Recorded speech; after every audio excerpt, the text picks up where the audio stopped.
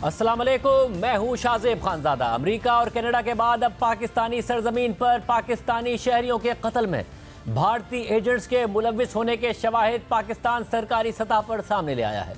Secretary खारजा साइरस सज्जाद काजी ने news briefing में बताया है कि भारत पाकिस्तानी सरजमीन पर 2 पाकिस्तानी शहरियों के कत्ल में मुलव्विस है। इसके अलावा दीगर कत्ल के हवाले से भी तहकीकात जारी हैं। सेक्रेटरी खारजा ने शाहिद लतीफ़ के कत्ल की तफसीलात भी शेयर की कि किस तरह भारतीय एजेंट ने पाकिस्तानी शहरियों का इस्तेमाल करके पाकिस्तान में पाकिस्तानी शहरी को कत्ल करवाया। We are sharing information on 2 cases.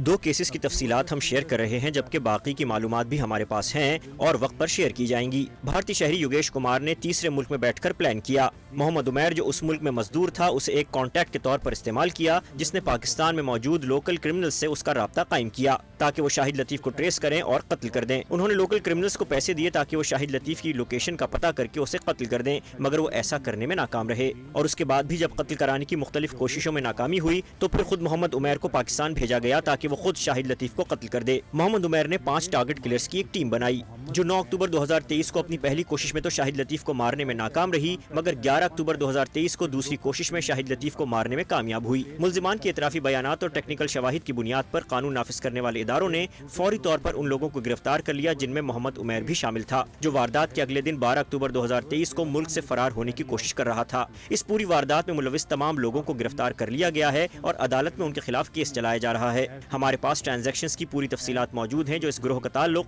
भारतीय शहरी योगेश कुमार से जोड़ती हैं। We have evidence of transactions made in the process linking the entire chain to Indian agent Yogesh Kumar. Secretary खारजा ने 8 सितंबर 2023 को रावलाकोट में कत्ल होने वाले मोहम्मद रियाज के हवाले से भी तफसीलात बताई कि किस तरीके से इस कत्ल में भी भारतीय एजेंट इन्वॉल्व थे और कैसे उन्होंने पाकिस्तानी शहरियों का इस्तेमाल करके ये वारदात। The second case is of Mohammad Riaz. जबकि दूसरा केस पाकिस्तानी शहरी मोहम्मद रियाज के कत्ल का है और उसमें भी एक भारतीय शहरी मुलव्विस है। मोहम्मद रियाज को फजर की नमाज पढ़ते हुए रावलाकोट की एक मस्जिद में 8 सितंबर 2023 को कत्ल कर दिया गया था। कानून नाफिज करने वाले इदारों ने मोहम्मद अब्दुल्ला नामी किलर को ट्रेस किया और 15 सितंबर 2023 को उस वक्त गिरफ्तार कर लिया कि जब वो जिन्ना इंटरनेशनल एयरपोर्ट पर अपनी फ्लाइट में बैठने वाला था। मोहम्मद अब्दुल्ला अली से जब तहकीकात की गई तो पता चला कि उसे भारतीय एजेंट्स अशोक कुमार आनंद और योगेश कुमार ने सोशल मीडिया ऐप टेलीग्राम के जरिए रिक्रूट किया और उसे मोहम्मद रियाज की लोकेशन पता करने का कहा। मोहम्मद अब्दुल्ला अली को एक तीसरे मुल्क में मिडलमैन के जरिए रकम की अदायगियां की गईं, जबकि उसे हथियार और असलाह भी फराहम किया गया। 7 सितंबर को मोहम्मद रियाज को मारने में नाकामी के बाद मोहम्मद अब्दुल्ला अली बिलाखिर उन्हें 8 सितंबर 2023 को मारने में कामयाब हो गया और फिर कानून नाफिज करने वाले इदारों ने मोहम्मद अब्दुल्ला अली और उसके साथियों को मुख्तलिफ शहरों से गिरफ्तार कर लिया और अब अदालत में उनके खिलाफ केस चल रहा है। मोहम्मद अब्दुल्ला अली के इतराफी बयान और टेक्निकल शवाहिद की बुनियाद पर तहकीकाती इदारों ने फौरन ही उसके पाकिस्तान और तीसरे मुल्क में साथियों का पता लगा लिया। हमारे पास डॉक्यूमेंट्री, फाइनेंशियल और फोरेंसिक शवाहिद मौजूद हैं जो 2 इंडियन एजेंट्स का इस वारदात में मुलविस होना साबित करते हैं जो इसके मास्टरमाइंड थे। Documentary, financial and forensic evidence of the involvement of the 2 Indian agents who masterminded these assassinations. Secretary खारजा साइरस सज्जाद काजी ने यह भी कहा कि हम दोनों भारतीय एजेंटों की पासपोर्ट तफसीलात भी जारी कर रहे हैं, जबकि हमने उस तीसरे मुल्क की हुकूमत से भी राब्ता किया है जहां ये लोग मौजूद थे। We are releasing the passport details of Yogesh Kumar and Ashok Kumar. हम योगेश कुमार और अशोक कुमार की पासपोर्ट तफसीलात भी रिलीज कर रहे हैं, जबकि हमने उस तीसरे मुल्क की हुकूमत से भी राब्ता किया है जहां ये लोग मौजूद थे, जबकि दीगर केसेस पर भी तहकीकात जारी हैं। इन इंतहाई संजीदा और परेशान कुन मालूमात से हम इस नतीजे पर पहुंचे हैं कि ये केसेस साबित करते हैं कि किस तरह भारत महारत और हठधर्मी के साथ दहशतगर्दी की कार्रवाइयों को स्पॉन्सर कर रहा है और ये उसी तरह की कार्रवाइयाँ हैं जैसी भारतीय एजेंटों ने कनाडा और अमरीका में की हैं। ये वाज़ेह है कि ऐसे मावराए अदालत कत्ल करने का भारतीय नेटवर्क आलमी सतह पर फैला हुआ है। Clearly, the Indian network of extrajudicial and extraterritorial killings has become a global phenomenon. Rawalakot Azad Kashmir की मस्जिद में कोटली के रिहायशी मोहम्मद रियाज को गुज़िश्ता साल 8 सितंबर को कत्ल किया गया था। मुकदमे में मुद्दई बनने वाले इमाम मस्जिद ने बताया था कि मकतूल मोहम्मद रियाज एक रात पहले ही बतौर मेहमान आया था। फजर की नमाज पढ़ाने के बाद मैं कमरे की तरफ जा रहा था तो फायरिंग करके मोहम्मद रियाज को कत्ल कर दिया गया। बाद में पुलिस ने बताया था कि फ़रार होते वक्त मुलजिम का मोबाइल फ़ोन गिर गया था, जिससे मुलजिम की शनाख्त हुई और उसे 16 सितंबर को कराची से गिरफ्तार कर लिया गया था। और आज ये बात सामने आ गई है कि भारतीय एजेंट ने उजरती कातिल के जरिए मोहम्मद रियाज को कत्ल कराया था। इसके बाद अगले ही महीने 11 अक्टूबर को शाहिद लतीफ़ नामी पाकिस्तानी शहरी को भी नमाज फजर के दौरान ही मस्जिद में कत्ल किया गया था। और IG पंजाब उस्मान अनवर ने 13 अक्टूबर को न्यूज़ कॉन्फ्रेंस में कहा था कि फायरिंग करने वाले मुल्जिमान को 24 घंटे के अंदर गिरफ्तार कर लिया। आम बात यह है कि भारत न सिर्फ सरहद पार ये सब करवा रहा था, बल्कि अपने मीडिया के जरिए इसका क्रेडिट भी पहले से ले रहा था। 8 सितंबर को रावलाकोट में मोहम्मद रियाज के कत्ल के बाद उसी दिन प्रेस ट्रस्ट ऑफ इंडिया ने इस वाक़े की खबर लगाई और 9 सितंबर को इंडिया टुडे और एनडीटीवी ने और 10 सितंबर को हिंदुस्तान टाइम्स और टाइम्स ऑफ इंडिया ने इस वारदात की खबर नुमाया अंदाज में शाया की, जैसा कि आप स्क्रीन पर देख सकते हैं। जबकि 29 सितंबर को टाइम्स ऑफ इंडिया ने इस तरह की तमाम वारदातों का क्रेडिट लेते हुए हेडलाइन लगाई कि इन वारदातों ने पाकिस्तानी रियासत को परेशान कर दिया है। इसी तरह 11 अक्टूबर को शाहिद लतीफ़ के कत्ल के बाद भारतीय अखबार हिंदुस्तान टाइम्स और 12 अक्टूबर को टाइम्स ऑफ इंडिया ने बाकायदा भारतीय इंटेलिजेंस जराये का हवाला देकर शाहिद लतीफ़ के कत्ल की खबर लगाई। इसके अलावा 11 अक्टूबर को इंडियन एक्सप्रेस, इंडिया टुडे और दी हिंदू के अलावा भारतीय न्यूज़ चैनल एनडीटीवी समेत दीगर चैनल्स ने भी शाहिद लतीफ़ के कत्ल की खबर नुमाया करके लगाई। जबकि इंडिया टुडे ने एक खबर पर यह हेडलाइन भी लगाई कि निजर से लेकर शाहिद लतीफ़ तक भारत के दुश्मन एक एक करके बैरूनी सरजमीन पर कत्ल हो रहे हैं। पाकिस्तान में दहशतगर्दी की बेशुमार वारदातें हुई हैं, बेशुमार लोग टारगेट किलिंग में भी मारे जा चुके हैं, लेकिन भारतीय मीडिया ने इन मखसूस वारदातों की खुलकर कवरेज की और इसे भारत की फतह के तौर पर पेश किया और इन वारदातों की तफसीलात भी बताई, जिससे जाहिर होता है कि ये खबरें भारतीय मीडिया को भारतीय रियासत की जानिब से ही फीड की गई थीं। भारत की इन वारदातों के हवाले से बीबीसी उर्दू मुसलसल रिपोर्ट करता रहा है। 11 अक्टूबर 2023 को बीबीसी ने रिपोर्ट किया कि शाहिद लतीफ़ का ताल्लुक मुबैना तौर पर जैश ए मोहम्मद से बताया जाता है। सहाफ़ी माजिद निज़ामी के मुताबिक मौलाना शाहिद लतीफ़ का ताल्लुक आज़ाद कश्मीर से था। वो 2010 में इंडिया की जेल से रिहा होकर पाकिस्तान आए, ताहम रिहाई के बाद वो आज़ाद कश्मीर में कम ही रिहाइश पजीर रहे थे। उस वक्त से अब तक ये डस्का ही में मकीम थे और मस्जिद नूर मदीना के मुंतजिम बने थे। माजिद निज़ामी के मुताबिक काफ़ी अरसे से बज़ाहिर जैश ए मोहम्मद या हरकतुल मुजाहिदीन के हवाले से उनकी सरगर्मियां सामने नहीं आ रही थी। ताहम 2016 में इंडिया की फ़ज़ाइया के एयरबेस पठानकोट पर होने वाले जिस हमले में 9 अस्करियत पसंद और इंडियन सिक्योरिटी फोर्सेस के 6 एहलकार मारे गए थे, इस सिलसिले में शाहिद लतीफ़ का इंटरपोल के जरिए रेड वारंट जारी हुआ था। मौलाना शाहिद लतीफ़ का शुमार उन लोगों में होता था जो इंडिया को मतलूब थे। माजिद निज़ामी ने उनके कत्ल के वाक़े पर तबसरा करते हुए कहा कि लग रहा है कि यह टारगेट किलिंग है। इससे पहले 10 सितंबर 2023 को बीबीसी उर्दू ने लिखा, खबर रसा एजेंसी रॉयटर्स की रिपोर्ट के मुताबिक मोहम्मद रियाज कश्मीर में मुसल्लह जिद्दोजहद में मुलविस रहे थे, जिनके वालिद और एक भाई भी माजी में हलाक हो चुके थे। कश्मीर उमूर पर नजर रखने वाले सहाफ़ी माजिद निज़ामी के मुताबिक वो इंडिया को मुख्तलिफ मुकदमात में मतलूब थे। बीबीसी ने मजीद लिखा कि मोहम्मद रियाज का कत्ल माजी में मकबूजा कश्मीर के जिहादी कमांडरों की पुरअसरार हलाकतों के सिलसिले की एक कड़ी है जो गुज़िश्ता कुछ अरसे से जारी है। गुज़िश्ता एक साल में इससे पहले पाकिस्तान के मुख्तलिफ शहरों में ऐसे ही 5 वाक़यात पेश आ चुके हैं, जिनमें अहम कश्मीरी जिहादी तंजीमों के मौजूदा और साबिक सरकर्दा कमांडर नामालूम हमलावरों के पुरअसरार हमलों में निशाना बने। इसी तरह गुज़िश्ता साल 1 फरवरी को बीबीसी ने इन वाक़यात को कुछ इस तरह रिपोर्ट किया कि तारीख 26 फरवरी 2023, मकाम कराची, गुलिस्तान जौहर, 55 साला खालिद रजा का कत्ल, मुलजिम नामालूम मोटरसाइकिल सवार। तारीख 20 फरवरी 2023, मकाम रावलपिंडी, 60 साला बशीर अहमद का कत्ल, मुलजिम नामालूम मोटरसाइकिल सवार। तारीख मार्च 2022, मकाम कराची अख्तर कॉलोनी, वारदात मिस्त्री जाहिद इब्राहिम का कत्ल, मुलजिम नामालूम मोटरसाइकिल सवार। कत्ल की इन 3 वारदातों में मकाम मुख्तलिफ हैं, लेकिन तरीका वारदात एक जैसा है। नामालूम अफराद ने टारगेट किलिंग में हदफ को निशाना बनाया। बीबीसी उर्दू के मुताबिक खालिद रजा, बशीर अहमद और मिस्त्री जाहिद तीनों का ताल्लुक ऐसी जिहादी तंजीमों से रह चुका था जो मकबूजा कश्मीर में मुतहर्रिक रही हैं। अब तक उनके कातिल नामालूम हैं, लेकिन उनकी तंजीमों के रहनुमा इंडिया पर इल्ज़ाम लगा रहे हैं। इस सूरत हाल में यह सवाल पैदा होता है कि क्या इंडिया पाकिस्तान में जिहादी तंजीमों के अराकीन के खिलाफ खुफिया मुहिम शुरू कर चुका है। बीबीसी के मुताबिक मंजर आम पर आने वाले इन वाक़यात के अलावा चंद दीगर ऐसे हालिया वाक़यात भी हैं जिनमें इन्हीं तंजीमों के सरकर्दा कमांडरों को निशाना बनाने की नाकाम कोशिश की गई, मगर वो वाक़यात मीडिया में सामने नहीं आए। तकरीबन 5 से ज़ायद वाक़यात की बीबीसी ने रिपोर्टिंग की और मुसलसल सवालात उठाए कि कश्मीर में मुतहर्रिक कश्मीरी एक ही मखसूस तरीके से निशाना बनाए जा रहे हैं। इसी तरह गुज़िश्ता साल 24 जुलाई को तहकीकाती सहाफ़ी उमर चीमा ने द न्यूज़ और जंग में रिपोर्ट किया कि मुख्तलिफ शहरों में कश्मीरी रहनुमाओं की हलाकतें कानून नाफिज करने वाले इदारों के लिए एक मुअम्मा थीं। इंटेलिजेंस ब्यूरो ने अलबदर मुजाहिदीन के खालिद रजा और हिजबुल मुजाहिदीन के जाहिद इब्राहिम को कत्ल करने वाले नेटवर्क का पर्दा चाक किया।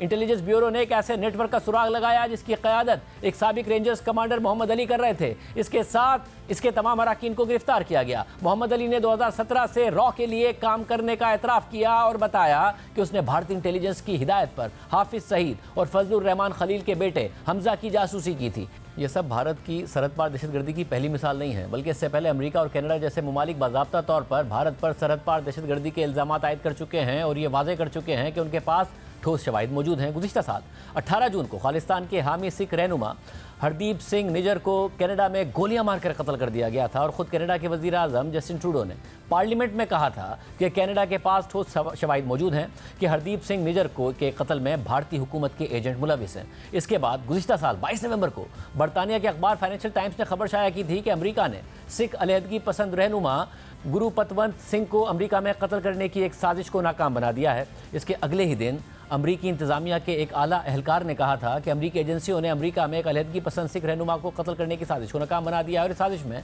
भारतीय हुकूमत के मुमकिन तौर पर मुलविस होने के पेश नज़र भारत को वार्निंग दी गई है। यानी सिर्फ पाकिस्तान ही नहीं, अमरीका और कनाडा जैसे ममालिक भी वाज़ेह तौर पर कह चुके हैं कि भारत सरहद पार दहशतगर्दी की कार्रवाइयों में मुलविस है, मगर भारत को आज तक इन जराइम के लिए कटहरे में खड़ा नहीं किया जा सका है। पूरी सूरत हाल पर बात करेंगे साबिक सेक्रेटरी खारजा एजाज चौधरी साहब हमारे साथ मुनसब साहब, बहुत शुक्रिया मैं शो में ज्वाइन करने के लिए। इन वाक़यात में ज़ाहिर इंटेलिजेंस एक तरफ, एरोगेंस एक तरफ, कनाडा में किया, अमेरिका में किया, कनाडा ने प्रोटेस्ट किया, भारत ने जवाब दिया। अब ये वाक़यात आज हमने सरकारी सतह पर उठाए हैं, भारतीय मीडिया पहले से रिपोर्ट कर रहा था। पाकिस्तान में मुतादिक टारगेट किलिंग के वाक़यात होते हैं, लोग मारे जाते हैं, नहीं रिपोर्ट होते। भारत में अगर हो रहे थे ये वाक़यात, यानी कि खुद भारतीय इंटेलिजेंस एजेंसियाँ रिपोर्ट करा रही थी, तो क्या भारत को कोई फिक्र ही नहीं है कि, और ये जो एरोगेंस नज़र आती है, हम कुछ कर सकते हैं इस प्रेस कॉन्फ्रेंस के अलावा, ये मामला उठाया जा सकता है और कुछ हो सकता है?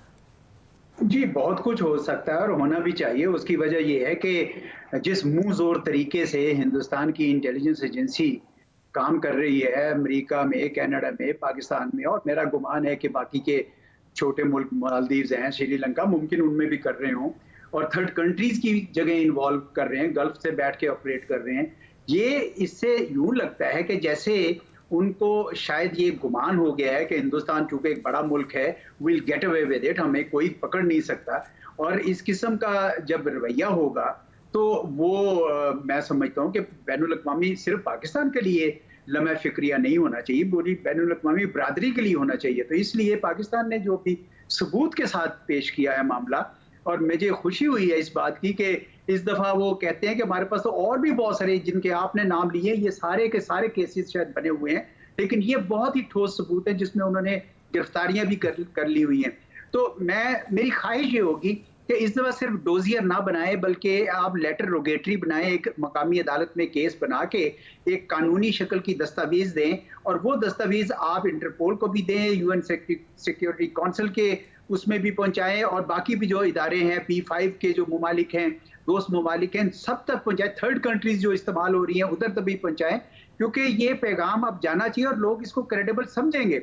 इसकी वजह यह है कि ये काम सिर्फ हमने भी आश्कार नहीं खाली किया, ये तो कनाडा से ये सिलसिला शुरू हुआ, हालांकि ये बड़ी देर से ये काम हो रहा था। देखा ना, जब कनाडा ने प्रोटेस्ट किया और बाकायदा पार्लियामेंट में आके किया, फिर एम्बेसडर की सतह पर भी हुआ, तो भारत ने तुर्की ब तुर्की जवाब दिया।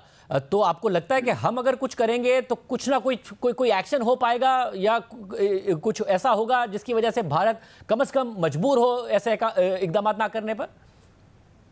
मुझे तो और लग रहा है, मुझे ये लग रहा है कि ये और ढिठाईपन का मुजाहरा करेंगे और ये महसूस और ये कहेंगे कि नहीं, ये पाकिस्तान ने गलत बात की है, और ये कोई ना कोई ड्रामा क्रिएट करेंगे। हम पहले ही शक रखते थे कि फॉल्स फ्लैग करेंगे, पाकिस्तान पे टेररिज्म का इल्ज़ाम लगाते हैं, हालांकि ये खुद स्टेट टेररिज्म कर रहे हैं चारों तरफ। तो मैं नहीं समझता कि हिंदुस्तान जिस डटाई के दौर से गुजर रहा है और जिस किस्म की आइडियोलॉजी उन्होंने अडॉप्ट कर लिया, आप रामचंद्र मंदिर का देखें, बाबरी मस्जिद को मुनज़्ज़म करने का केस देखें, तो मैं नहीं समझता कि वो इसको अपनी कोई इस्लाह करेंगे। हाँ, अलबत्ता ये ज़रूर है कि अगर ये जितने विक्टिम मुल्क है, अमेरिका है, कनाडा है, पाकिस्तान है, और शायद अब कुछ और भी उठें, तो ये मिलकर अगर कोई किसी बैनुल अक़वामी फोरम पर हिंदुस्तान के खिलाफ केस बिल्ड करें, तो फिर शायद ये इसकी उम्मीद पैदा होती है, क्योंकि अभी तो वो शह पाके ऐसे कर रहे हैं जैसे वो कुछ भी कर सकते हैं, they can get away with anything. मतलब, और इसका जो आपने ज़ाहिर मंदिर का भी हवाला दिया, बाबरी मस्जिद का, और वो इनॉग्रेशन जो हुई है वो पहले ही कर दी गई है, अभी उसकी कंस्ट्रक्शन में वक्त बाकी है क्योंकि इलेक्शन आ रहे हैं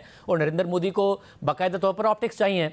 तो आज हमारी तरफ से प्रेस कॉन्फ्रेंस होना भी क्या उनको वो ऑप्टिक्स नहीं देता है अपने इलेक्शन के लिए कि देखें हमने पाकिस्तान में जाकर इन लोगों को मारा है? पहले तो सिर्फ हमारा मीडिया बता रहा था, पाकिस्तान की खुद दफ्तर खारजा बता रहा है। तो नरेंद्र मोदी का जो इलेक्शन नैरेटिव है उसको फायदा होगा या उससे नुकसान होगा, वो डिस्टेंस करेंगे इस बात से?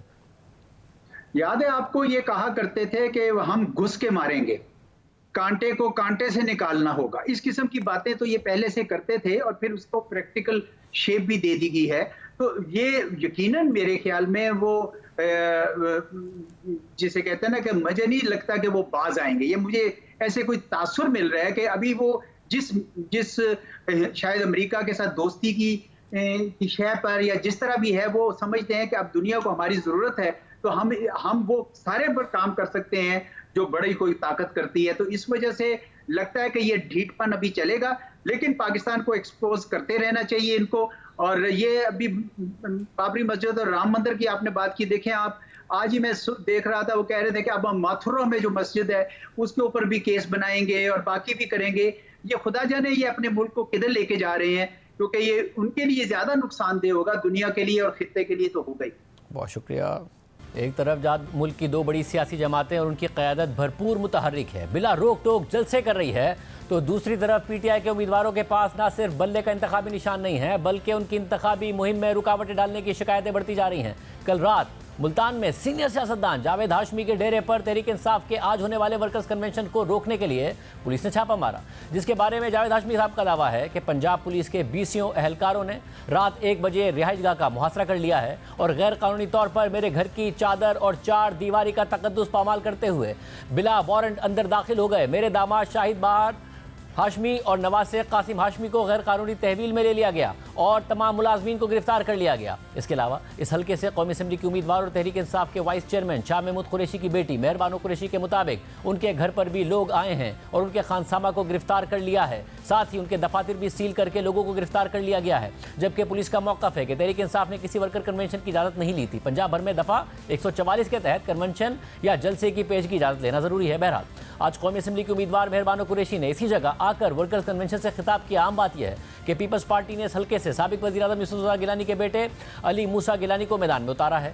जिन्होंने 2022 में होने वाले ज़िमनी इलेक्शन में मेहर बानो कुरैशी को शिकस्त दी थी। इसके अलावा मुल्तान से कौमी असम्बली के 6 हल्कों पर मुल्क के कई नामवर सियासतदान और उनके करीबी अफराद इलेक्शन में हिस्सा ले रहे हैं, इसलिए मुल्तान के इलेक्शन के नताइज बहुत अहम हो सकते हैं। इस्तेकाम में पाकिस्तान पार्टी के सरबरा जहांगीर तरीन मुल्तान के हल्का NA 149 से इलेक्शन लड़ रहे हैं और उन्हें नून लीग की हिमायत भी हासिल है, जबकि इसी हल्के से PTI के रहनुमा आमिर डोगर आज़ाद हैसियत में इलेक्शन लड़ रहे हैं और इसी हफ्ते मखदूम जावेद हाशमी PTI की हिमायत करते हुए आमिर डोगर के हक में दस्तबरदार हो गए हैं। इस वक्त मखदूम जावेद हाशमी साहब भी हमारे साथ मौजूद। हाशमी साहब बहुत शुक्रिया। ज़ाहिर जो कुछ हो रहा है इसके बावजूद अब बिलावल भुट्टो ज़रदारी साहब ये कह रहे हैं कि कोई फ़ायदा नहीं है अगर तहरीक इंसाफ के जो वोटर हैं वो तहरीक इंसाफ को वोट देंगे, क्योंकि आज़ाद अराकीन है, इनका कुछ पता नहीं है, बेहतर है कि पीपल्स पार्टी को वोट दिया जाए। तो मुल्तान में क्या माहौल है, क्योंकि बहुत ही अहम हल्के मौजूद हैं वहाँ पर, ये जो कुछ हो रहा है इस बारे में भी बताइएगा।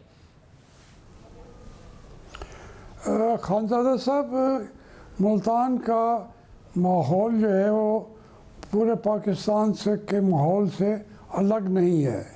यहाँ पर मैं तो देहात में रहता हूँ, मेरा ताल्लुक़ वास्ता भी उनसे भी रहता है, शहरों में भी मैंने हर शहर से इलेक्शन लड़े हैं।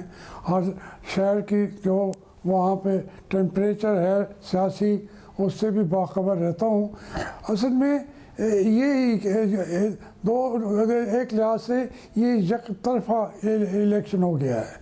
अगर वोटर से पूछें तो वो कहता है तहरीक इंसाफ, और अगर इंतज़ामिया के हिसाब से पूछें तो वो कहते हैं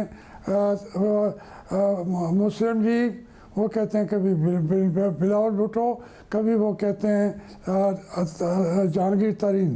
तो जो वोटर है वो एक सख्त तरीके का फ़ैसला ले चुका है, उनको रोकना मुश्किल है। उनको अगर रोकेंगे तो ये इलेक्शन का दिन जो होगा वो कहीं और सिमत पे कौम का फ़ैसला ना आ जाए। तो इसलिए मैं आपने यहाँ मुल्तान में भी 2-3 हल्कों से लड़ता रहा हूँ, लेकिन आज की सूरत हाल मुल्तान की ये है कि यही आपने जिक्र किया कि कन्वेंशन हमने बनाया, उस कन्वेंशन से वो घर के अंदर था, तो हमारी 4 दीवारी है, एक पूरा कम्प्लेक्स है मेरी फैमिली का, हिस्सेदार सारे हैं। मैंने नहीं बुलाया था कन्वेंशन, ये उनके कैंडिडेट हैं, मेरे भतीजे भी हैं, दामाद भी हैं, जैद बहार और मेहरबानों ने ये कन्वेंशन बुलाया था। जब उनके ऊपर भी पहाड़ तोड़ने उन्होंने शुरू कर दिए, फिर मैं बाहर आ गया। और आज हालत इस वक्त यह है कि 60-70 जो कारकुनान हैं वो जब बाहर निकले हैं तो उनको वो पुलिस अपनी गाड़ियों में लेके भर के ले गई है और उनका इस वक्त तक कोई अता पता भी नहीं है। तो ये किसी सूरत में, या तो हम बार बार कह रहे थे भाई ये एक घर का बैठे हुए हम लोग हैं और उसके अंदर हम आपके तमाम कवानीन को उसको बरूए कार लाते हुए इकट्ठे हो रहे हैं, तो आप इस तरह करेंगे, ये दहशत गर्दों का कोई वजह तो बताएं। और आज फिर इस वक्त जो मुल्तान का माहौल है, क्योंकि मुल्तान में पीपल्स पार्टी अलग दावेदार है कि हम बहुत मजबूत हैं, खुद यूसुफ गिलानी साहब इलेक्शन लड़ रहे हैं, उनके साथ इलेक्शन लड़ रहे हैं, 2022 में मेहरबानो कुरैशी साहिबा को वो हरा भी चुके हैं, जहांगीर तरीन साहब मैदान में हैं, आपने विड्रॉ कर लिया मगर डोगर साहब हैं, अब तहरीक इंसाफ आज़ाद हो, बाकी इतने बड़े बड़े रहनुमा बड़ी बड़ी जमातों से हों, तो भी आप कह रहे हैं कि हवा इस वक्त मुल्तान में भी तहरीक इंसाफ की है। देखिए, मैं पहले तो इसी हल्के की बात कर रहा हूँ। जो ज़िमनी इलेक्शन था जिसमें अली मूसा जीते थे, उनके 1,10,000 वोट थे, हम सारे अली मूसा के साथ थे, क्योंकि ये अब हमारे जहाँ एक दूसरे से लोकल सतह पे हाँ हलीफ भी बनते रहते हैं, हरीफ भी बनते रहते हैं, तो उसमें मुस्लिम लीग भी अली मूसा के साथ थी, तो वो 1,10,000 वोट जो हैं वो तकसीम हो चुके हैं 3 ग्रुपों में। तो अब अली मूसा इस वक्त वो पोजीशन उनकी नहीं है। यहाँ दूसरे जो हैं वो मलिक गफ़ार डोगर हैं, उनकी पोजीशन भी जो शेर मेहरबानो थी उसने 85,000 वोट लिए थे, उसके भाई जैन ने भी जब पहले इलेक्शन लड़े थे तो 80,000 वोट लिए थे। तो उनका वोट अपनी PTI का भी है, उनके अपने ग्रुप यहाँ पुराना है वो भी है, जो हम एक दूसरे के खिलाफ लड़ते थे, इतने वोट वो खुद ले जाते हैं। अगर आज उनके जो अली मूसा वो वोट 4 हिस्सों में तकसीम हो जाएं तो फिर आज अली मूसा तो तीसरे चौथे नंबर पर खड़े होंगे। और इस तरीके से मेहरबानों के वोट तो टूटे नहीं हैं, तो ये जो बात ज़्यादा पॉपुलर, ये जो बात फिर बिलावल भुट्टो ज़रदारी कर रहे हैं, वो अपने आप को पेश कर रहे हैं एक सॉल्यूशन के तौर पर, और PTI के वोटर को कह रहे हैं, एक तो वो ये भी कह रहे हैं कि आज़ाद उम्मीदवारों के साथ मिलकर हम हुकूमत बनाएंगे, साथ में ये भी कह रहे हैं कि मुकाबला शेर और तीर का है, आप अपना वोट मत ज़ाया करें, हमें वोट दें। तो जो वोटर है वहाँ पर, क्योंकि आप ग्रास रूट तक वोटर सपोर्टर को समझते हैं, वो उस तक ये बात रेजोनेट कर रही है कि तहरीक इंसाफ का वोटर पीपल्स पार्टी को ये सोच के वोट दे कि यही मुकाबला करेंगे नवाज शरीफ से। खानज़ादा साहब, ये जो PTI का वोटर है ना, वो है इमरान खान का वोटर। जो उसको ये कहें कि वो फिर सिर्फ नवाज शरीफ साहब को हराना चाहते हैं, ये छोटी बात होगी। सारा वोटर जो है वो कहता है हमने इमरान खान को देना है, और वो तैयार कर चुके हैं। जो भी निशान देते हैं वो उनको अजबर याद है। हम आप अपने एक शऊर को ये काम न समझें, एक ऐसी अवेयरनेस आ चुकी है तो जो जिसको जो निशान मिला है वो कहते हैं यही इमरान खान का निशान है। अब मेरे भतीजे को मिला हुआ है तकिया, कोई ऐसा, अच्छा मेहरबानों को मिला हुआ है चिमटा, तो या जैन को मिला हुआ है जूता। तो इस तरीके से मजाक रखते हैं ये, लेकिन वो इसको ऐसे बनाए खड़े। मैं हंस रहा था कि वोटर जो है वो बादशाह है, वो कहते हैं जी मखदूमों का जूता है।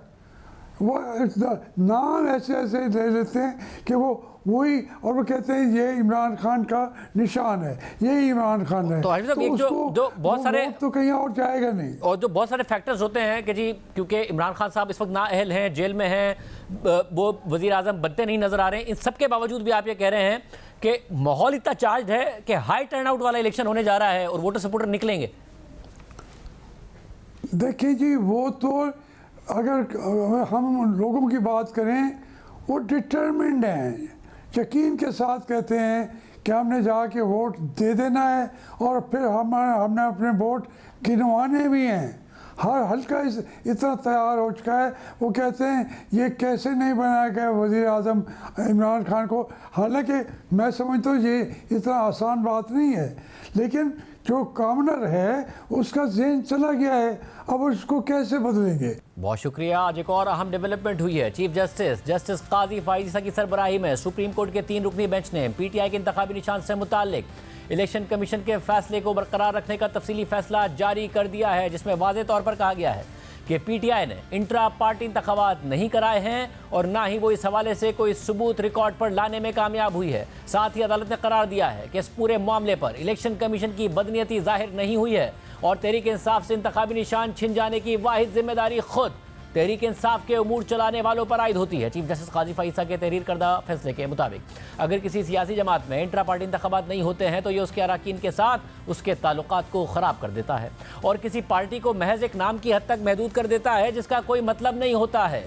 मौजूदा मामले में हम इस तरीके पर गौर नहीं कर रहे हैं जिसमें इंट्रा पार्टी इंतखाबात होते हैं। हमने खुद को इस बात का तयन करने तक महदूद कर रखा है कि आया पीटीआई के अंदर इंट्रा पार्टी इंतखाबात हुए हैं या नहीं। फैसले के मुताबिक पीटीआई के 14 देरीना अराकीन ने इलेक्शन कमीशन से शिकायत की है कि उनके उम्मीदवार के तौर पर खड़े होने और वोट देने के हक से इनकार किया गया है। पीटीआई का इस हवाले से कहना है कि ये पीटीआई के मेंबर ही नहीं हैं और ना ही किसी इंट्रा पार्टी इंतखाबात के उम्मीदवार हैं, मगर शिकायत कुरुंदगान ने बिलाशुबा पीटीआई के साथ अपनी तवील वाबस्तगी साबित की है और किसी पार्टी के साथ अपनी रुकनियत और वाबस्तगी साबित करने के बाद बारे सबूत उन लोगों पर होता है जो इससे इनकार करते हैं कि वो साबित करें कि ये लोग अब इस पार्टी के रुकन नहीं हैं, या तो किसी दूसरी सियासी जमात में शामिल होने की वजह से या इस वजह से कि उनकी रुकनियत मुअत्तल कर दी गई है या उन्हें पार्टी से निकाल दिया गया है। लेकिन बार बार पूछने के बावजूद इस सिलसिले में कुछ भी रिकॉर्ड पर नहीं लाया गया, जबकि इसके बरक्स अकबर इस बाबर के वकील ने मुतादिद दस्तावेजात का हवाला दिया जिससे जाहिर होता है कि अकबर इस बाबर तहरीक इंसाफ के बानी अराकीन में से एक हैं और पीटीआई के रुकन के तौर पर उनकी हैसियत की तस्दीक करने वाले अदालती हुक्म का भी हवाला दिया गया है।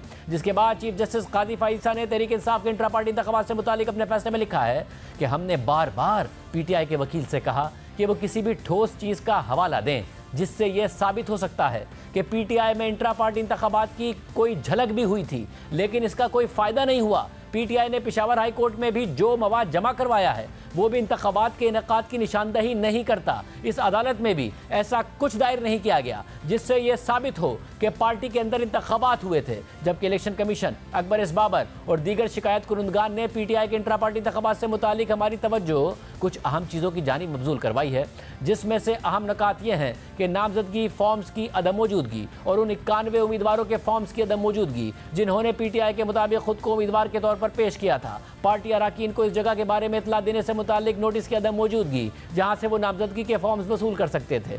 इसके अलावा 50,000 रुपए की रसीद के सबूत की अदम मौजूदगी पर भी हमारी तवज्जो मबजूल करवाई गई, जो पीटीआई के वकील के मुताबिक हर उम्मीदवार को अदा करना थे। और इस इतला की अदम मौजूदगी पर भी हमें मुतवज्जे किया गया जिसमें यह बताया जाना था कि कैसे और कहाँ ये 50,000 रुपये अदा करने हैं। हमारी तवज्जो इस सबूत की अदम मौजूदगी पर भी मबजूल कराई गई कि 50,000 के हिसाब से 45,50,000 रुपये जो पीटीआई के अकाउंट में जमा होने थे उसका सबूत कहाँ है। सिर्फ यही नहीं, इंतखाबी शेड्यूल और इंतखाबी मकाम के हवाले से अवामी नोटिस की अदम मौजूदगी से मुतालिक भी हमें बताया गया।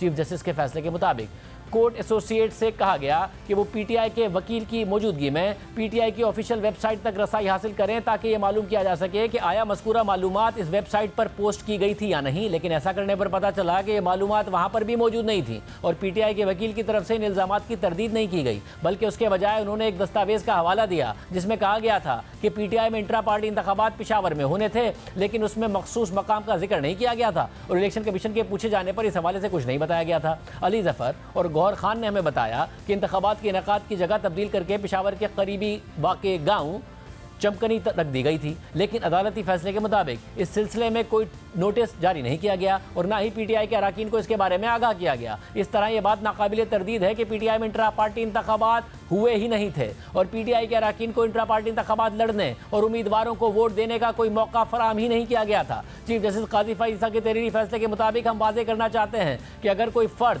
बिला मुकाबला आता है तो उसका मतलब ये नहीं है कि उसे मुंतखब नहीं किया गया था, लेकिन अगर कोई बिला मुकाबला मुंतखब हुआ, वो भी इंतखाबात के इनेकाद के किसी सबूत के बगैर, तो ये एक बिल्कुल मुख्तलिफ मामला है। उमर अयूब खुद को पीटीआई का सेक्रेटरी जनरल कहते हैं, लेकिन रिकॉर्ड पर यह जाहिर करने के लिए कुछ भी काबिल एतबार मवाद नहीं है कि उन्होंने ये अहम ओहदा कैसे संभाला था। इस तरह गौहर खान खुद को पीटीआई का चेयरमैन कहते हैं, लेकिन उनके मामले में भी ये साबित करने के लिए रिकॉर्ड पर कोई काबिल एतबार मवाद नहीं है कि उन्होंने इमरान खान की जगह लेकर चेयरमैन पीटीआई होने का दावा कैसे किया था। उस इमरान खान की जगह लेकर जिन्होंने इलेक्शन कमीशन के फैसले के खिलाफ लाहौर हाई कोर्ट में दायर की गई दरख्वास्त में खुद कहा था कि वो पीटीआई के चेयरमैन हैं। चीफ जस्टिस काजी फैज़ ईसा के मुताबिक एक बार जब यह साबित हो जाता है कि इंट्रा पार्टी इंतखाबात नहीं हुए थे, तो फिर ये जायज़ सवालात पैदा होते हैं कि कैसे पार्टी के अहम ओहदों पर लोग फाइज हैं। फैसले के मुताबिक हमें यह बताया गया है कि पीटीआई के तकरीबन 8,50,000 अरकान हैं, लिहाजा अगर पीटीआई में इंट्रा पार्टी इंतखाबात नहीं हुए तो इसका मतलब है कि उन सबको हक के राय दही से महरूम कर दिया गया है।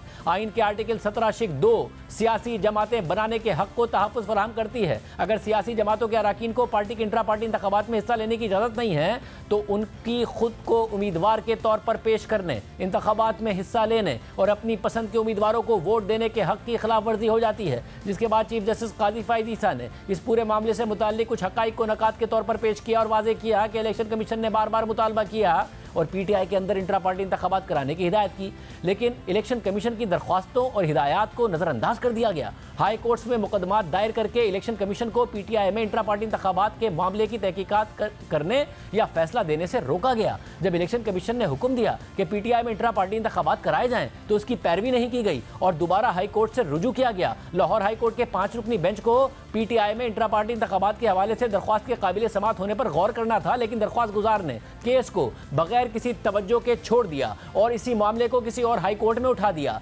पीटीआई में इंट्रा पार्टी इंतखाबात के हवाले से दरख्वास्तें पहले लाहौर हाई कोर्ट और फिर पेशावर हाई कोर्ट में दायर कर दी गई और फिर समात के दौरान पीटीआई के खुद साख्ता चेयरमैन ने कहा कि हम फोरम शॉपिंग पर नहीं गए थे, लेकिन हकाइक कुछ और ही बताते हैं। जिसके बाद चीफ जस्टिस ने इलेक्शन कमीशन पर पीटीआई की तरफ से आयद बदनीयती के इल्जाम का जायजा लेते हुए लिखा कि पीटीआई के वकील ने इब्तिदाई तौर पर इल्जाम लगाया था कि इलेक्शन कमीशन के इकदाम कानूनी तौर पर और दर हकीकत बदनीयती पर मबनी थे, लेकिन जब हमने उनसे बदनीयती साबित करने को कहा तो उन्होंने बदनीयती से मुतालिक अपना इल्ज़ाम ही वापस ले लिया और इस मामले पर हमारे आज़ादाना तज्ज़िये में भी ऐसा कुछ जाहिर नहीं हुआ जिससे यह साबित होता हो कि इलेक्शन कमीशन ने बदनीयती से काम लिया। बदनीयती का इल्ज़ाम उस वक्त मज़ीद ज़ाहिर हो गया कि जब यह नोट किया गया कि इलेक्शन कमीशन ने दीगर सियासी जमातों को भी इसी तरह के नोटिस जारी किए थे और जब इलेक्शन कमीशन ने पहली बार इस बात का नोटिस लिया कि पीटीआई में इंट्रा पार्टी इंतखाबात नहीं हुए हैं तो उस वक्त पीटीआई के पास वफाक के साथ साथ पंजाब और खैबर पख्तूनख्वा में भी हुकूमत थी और अगर इलेक्शन एक्ट की कुछ दफात किसी खास सियासी जमात पर लागू नहीं होती और ये कि इंट्रा पार्टी इंतखाबात एक कानूनी तकाजा नहीं है और इस नाफरमानी के कोई नताइज नहीं थे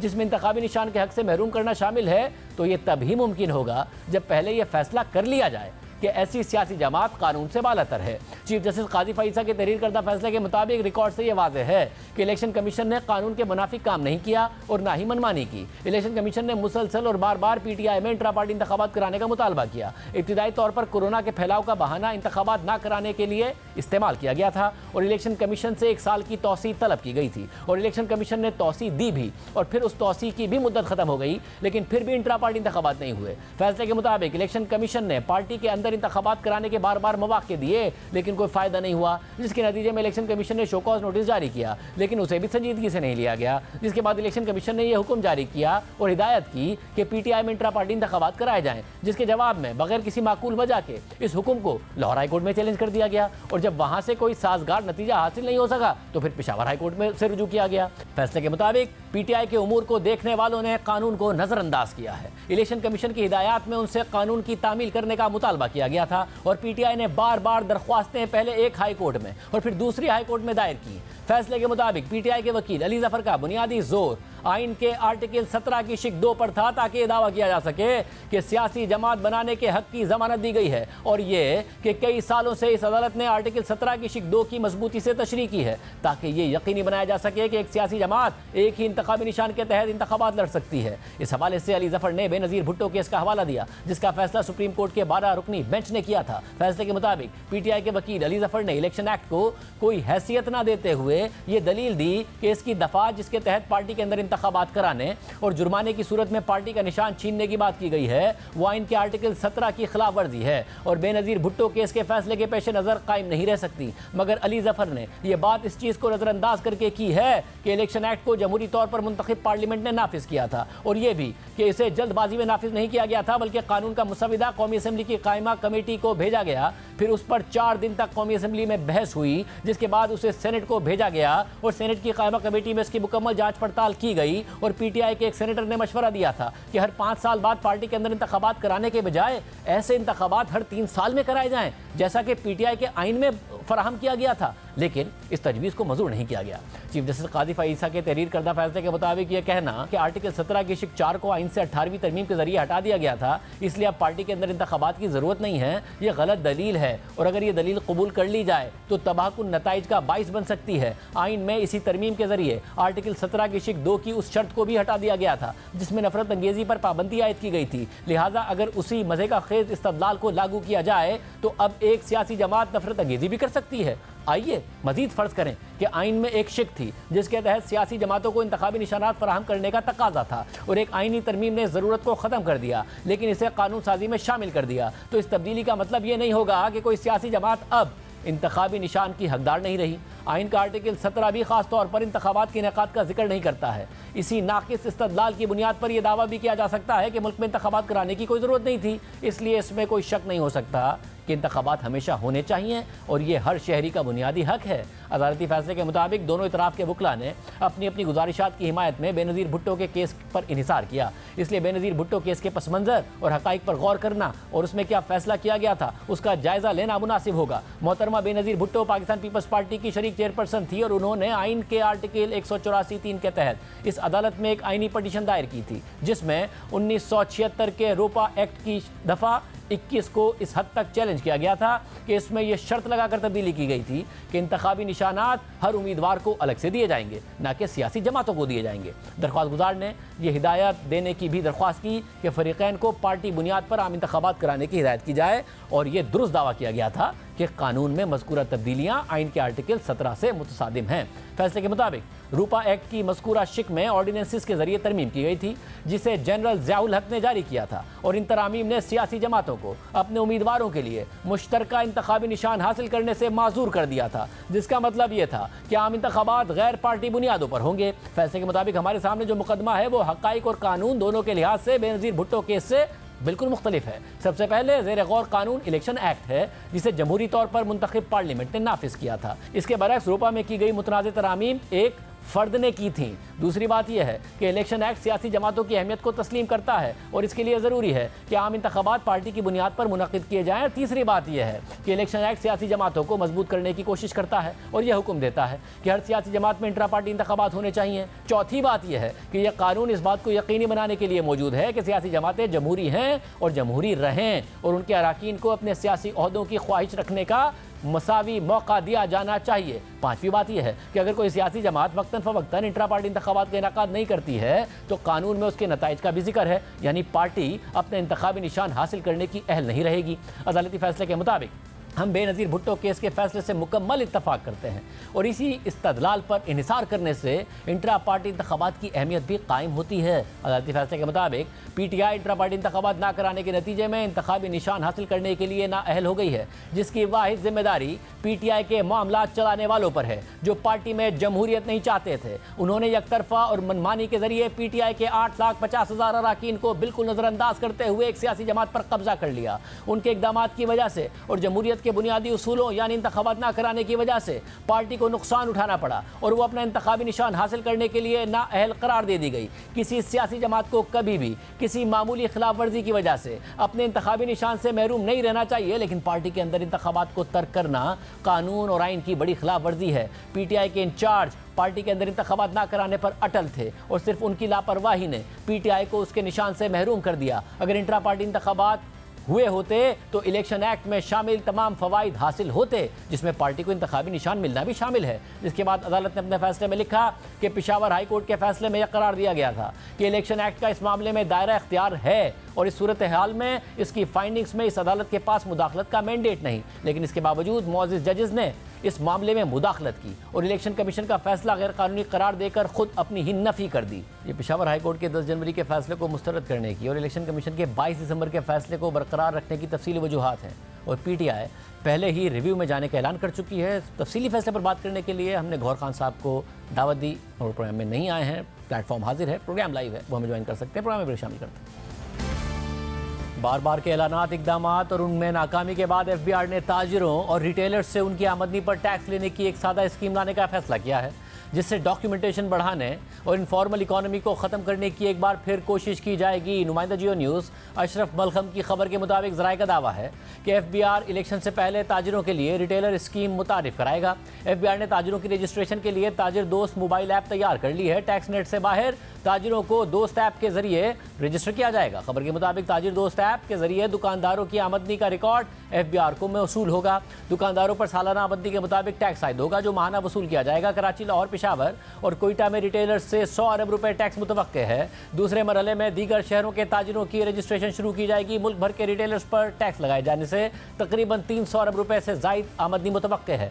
दुकान के साइज, किराए और मालियत की बुनियाद पर सालाना आमदनी का हिसाब लगाकर टैक्स आयद किया जाएगा जो माहाना बुनियाद पर इकट्ठा किया जाएगा। स्कीम के तहत तमाम शोबों से मुंसलिक कारोबारों और अफराद पर टैक्स आयद किया जाएगा। मगर ये कैसे होगा? क्योंकि माजी में भी बिजली के बिलों और दीगर तरीकों से ताजिरों को टैक्स नेट में लाने की कोशिश नाकाम हो चुकी है। जबकि दूसरी तरफ एफबीआर की रिस्ट्रक्चरिंग का निगरान हुकूमत का मंसूबा भी अब खटाई में पड़ गया है और निगरान वज़ीर आज़म ने निगरान वज़ीर ख़जाना की सरबराही में एक सब कमेटी बना दी है ताकि इस रिस्ट्रक्चरिंग प्लान में मज़ीद तब्दीलियाँ की जा सकें और इसे तब्दील किया जा सके, क्योंकि एफबीआर के अंदर से भी इस प्लान को मुखालफत का सामना था कि यह प्लान मुल्क के गवर्नेंस स्ट्रक्चर के मुताबिक नहीं है। जबकि शहबाज राना की खबर के मुताबिक निगरान वज़ीर निजकारी ने भी इसी बुनियाद पर इस प्रपोजल की मुखालफत की, जबकि निगरान वज़ीर कानून ने इक़दामात के हवाले से निगरान हुकूमत के मैंडेट पर सवाल उठाया और अब आइडिया यह है कि निगरान हुकूमत प्लान फाइनल करेगी मगर इस पर अमल दरामद का मामला नई मुंतखब हुकूमत के लिए छोड़ देगी।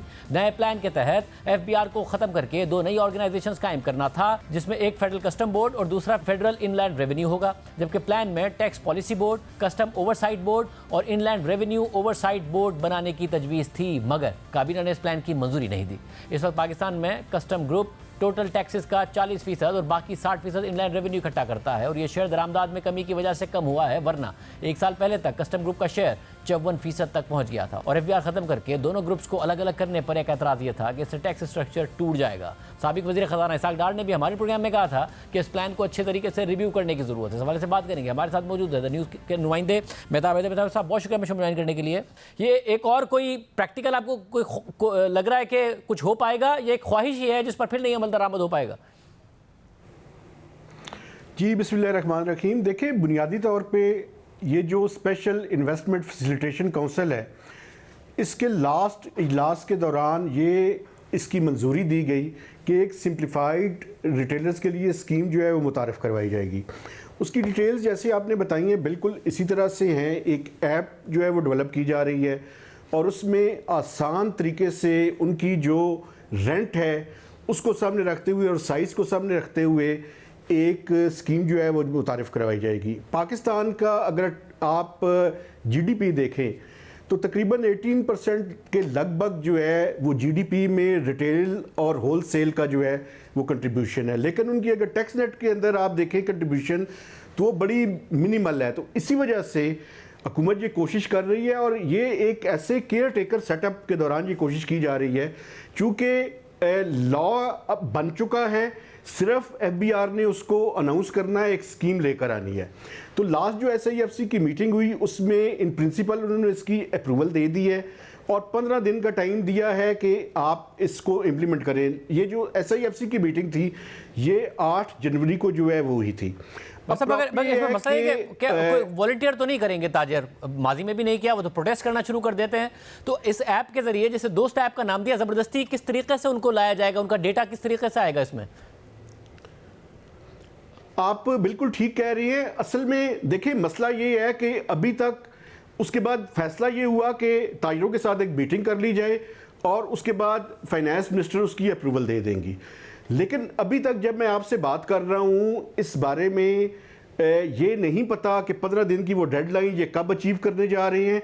वो आपकी बात ठीक है कि उसको वो बिल्कुल रेजिस्ट करेंगे, लेकिन इस टाइम जो केयर टेकर फाइनेंस मिनिस्टर हैं ये रिटेलर स्कीम के साथ साथ उनकी जो सबसे बड़ी तवज्जो है वो ये है कि FBR की रिस्ट्रक्चरिंग जो है वो 29 जनवरी की डेडलाइन है, वो उसको अचीव करने की तरफ लगी हुई हैं। कल भी उन्होंने मीटिंग की, आज दोबारा मीटिंग की और अभी उनके रेडार स्क्रीन पे ये इशू है ही नहीं। तो अब देखना ये है कि और क्या जो रीस्ट्रक्चरिंग वाला मामला है वो भी था उस पे अमल होता है कि नहीं होता। और जो रीस्ट्रक्चरिंग वाला मामला आपके ख्याल में वो भी हो पाएगा अब, क्योंकि उस पर भी अभी कमेटी बना दी गई, जाहिर FBR के अंदर से भी, इसके अलावा बाहर से भी ये आ रहा था कि जी पाकिस्तान का जो गवर्नेंस स्ट्रक्चर है उसमें मसाइल हैं, अगर आप दोनों को अलग अलग करेंगे, FBR को ख़त्म करके कस्टम अलग करेंगे, इनलैंड रेवेन्यू अलग करेंगे, मसाइल होंगे, दोनों के दरमियान कोऑर्डिनेशन नहीं रहेगी, तो कोई एक वर्केबल सॉल्यूशन की तरफ जा रही है वो या नहीं जा रही? देखिए बुनियादी तौर पे इसमें तो कोई शक नहीं है कि FBR को रिफॉर्म्स की ज़रूरत है, लेकिन वो रिफॉर्म्स कैसे करनी है दैट इज़ द इशू और उसकी डिटेल्स के ऊपर इशू है। अब प्रॉब्लम ये है कि अगर वो जिस तरह से मोहतरमा कोशिश कर रही है कि उसको बलडोज कर दिया जाए, इसी वजह से देखें कि एक इंटीरियर मिनिस्ट्रियल कमेटी बनी, उसकी आज दूसरी मीटिंग थी। अभी तक मिनिस्टर फॉर लॉ और मिनिस्टर फॉर प्राइवेटाइजेशन और बाकी लोग उसके ऊपर इतराज़ात कर रहे हैं, लेकिन मैडम अभी भी ये कोशिश कर रही हैं कि FBR को फोर्स किया जाए कि वो 29 जनवरी तक दोबारा से ये समरी कैबिनेट के सामने रीसेंड करें। तो ये एक कॉम्प्लेक्स इशू है, कोशिश की जा रही है कि कंसेंसस डेवलप हो। लेकिन मैं आपको एक डिटेल बता दूं, अगर ये रिस्ट्रक्चरिंग होती है तो जो टैक्स के लॉज हैं 1018 लॉज को चेंज करना पड़ेगा। तो ये इतनी मेजर रिफॉर्म्स जो है ये केयर टेकर सेटअप के दौरान, अब इसके बारे में कैसे कंसेंसस करेंगी ऐसे वक्त में कि जब FBR के officers election commission of Pakistan के पास भी जा चुके हैं और उनका ये मुतालबा है कि केयर टेकर सेटअप के पास ये मैंडेट नहीं है कि वो इस तरह की मेजर चेंजेस जो हैं वो FBR को करें और उसको रिफॉर्म करने की कोशिश करें। तो अब देखना ये है पूरा एक कॉम्प्लेक्स इशू है। बहुत शुक्रिया सर, कैसे सॉल्व होता है। बहुत शुक्रिया। आज के प्रोग्राम में इतना ही, दीजिए, अल्लाह हाफिज़।